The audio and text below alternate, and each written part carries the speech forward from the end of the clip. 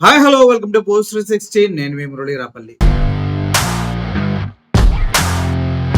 మనందరికీ తెలుసు, ఆంధ్రప్రదేశ్లో గతంలో అందరూ అన్నా క్యాంటీన్లేనా అంటే పవన్ కళ్యాణ్ గారు ఒక అడుగు ముందుకేసి అడిగినోరికి అన్నం లేదనుకుంటా అర్ధరాత్రి అయినా అపరాత్రి అయినా వేడివేడిగా అన్నం వండి పెట్టి తనకున్నది మొత్తం ప్రజలకి అన్నం రూపంలో పెట్టినటువంటి డొక్కా సీతమ్మ గారి పేరుతో కూడా అన్నా క్యాంటీన్లుగా డొక్కా సీతమ్మ క్యాంటీన్లు కావాలంటూ చేస్తానని చెప్పడం జరిగింది. అయితే బీసీ హాస్టల్స్ లో భోజనం పెట్టే వాళ్ళందరికీ డొక్కా సీతమ్మ గారి పేరుపైనే అన్నం వడ్డిస్తూ ఉంటారు. అయితే రీసెంట్ గా ఈ బీసీ హాస్టల్స్ అన్నిటిలో కూడా అద్భుతమైన భోజనం, అద్భుతమైన ఫెసిలిటీస్ తోటి ఫుడ్ ప్రొవైడ్ చేస్తున్నామంటూ చెప్తూ ఉన్నారు. అవునా కాదా అని తెలుసుకోవడానికి హోంమంత్రి అనిత గారు పాపం కడుగు ముందుకేసి ధైర్యం చేసి బీసీ హాస్టల్లో భోజనం చేయడానికి వెళ్ళారు. డొక్కా సీతమ్మ గారి పేరు మీద పాఠశాలలో విద్యార్థులకు పెడుతున్న భోజనం ఎలా ఉంది ఏంటి అనేది హ్యాపీగా అన్నం పెట్టుకున్నారు, కూర్చొని తినడానికి సిద్ధపడ్డారు. అయితే ఇక్కడ అసలు విషయం మనం గమనించాలి. కూటమి ప్రభుత్వంలో విద్యా వ్యవస్థలో ఎంత దారుణంగా క్వాలిటీ దిగజారిపోయింది. విద్యార్థులకు పౌష్టికాహారం పెట్టవలసింది పోయి ఎంత నాసిరకంగా భోజనాలు పెడుతూ ఉన్నారు అన్న విషయాన్ని పూర్తిగా ఈ ఒక్క వీడియో జస్టిఫై చేసేస్తుంది అన్నమాట. మేడం గారు అందరితో పిల్లలతో హ్యాపీగా కూర్చున్నారు, తినబోతూ ఉండగా ఒకటో రెండో ముద్దలో తిన్నారు. వెజిటేరియన్ అనుకుని తిన్నట్టున్నారు మేడం. ఇంతలో నాన్ వెజిటేరియన్ కనిపించింది.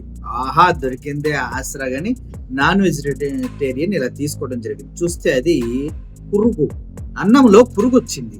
ఆవిడ మొహం చూడండి, ఆల్రెడీ 2 ముద్దలు తిన్న తర్వాత 3వ ముద్దలో పురుగు టేస్ట్ తగిలిందేమో. ముద్ద మింగుడు పడక కళ్ళల్లోకి ప్రాణం వచ్చి అలా బెత్తర చూపులు చూసుకుంటూ మీరు పెట్టిన నా ప్లేట్ లోనే వచ్చిందండి, నా భోజనంలోనే వచ్చింది అంటుంది. ఈ సీన్ చూసిన తర్వాత ఎవరికైనా నవ్వు ఆగిద్దా? రోజు అదే పరిస్థితిలో భోజనం చేస్తున్న పిల్లలు ఒక్కసారిగా పక్కన నవ్వుతాం జరిగింది. ఒక్కసారి ఆ అద్భుతమైన వీడియోని తిలకించండి. మీరు హోమ్ మినిస్టర్ గారి కోసం ఒకసారి ప్లే చేస్తా, పక్కన చేతులు అడ్డం పెట్టుకుని నవ్వుతున్న వాళ్ళ కోసం ఒకసారి ప్లే చేస్తా, 2 సార్లు ప్లే చేస్తా. దయచేసి చూడండి ప్లీజ్.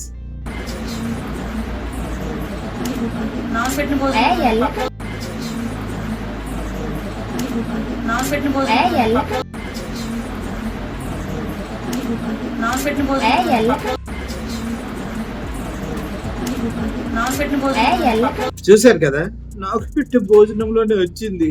సిగ్గుండాలమ్మా. రోజు అక్కడ తినేటువంటి బాలికల విద్యార్థులకి అదే భోజనం అందిస్తున్నారు.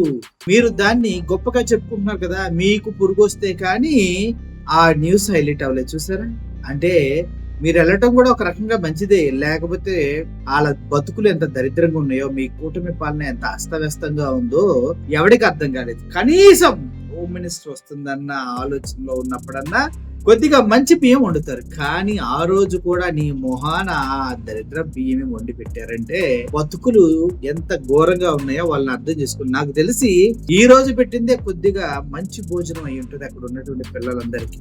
అంత మంచి భోజనం పెట్టినప్పుడే పురుగులు వచ్చినాయంటే, మామూలు భోజనం పెట్టినప్పుడు పురుగులతో పాటు మిడతలు, కప్పలు, తొండలు, బల్లు ఇవన్నీ కూడా వస్తాయి. అది కూడా చిమిడిపోయిన అన్నంతో.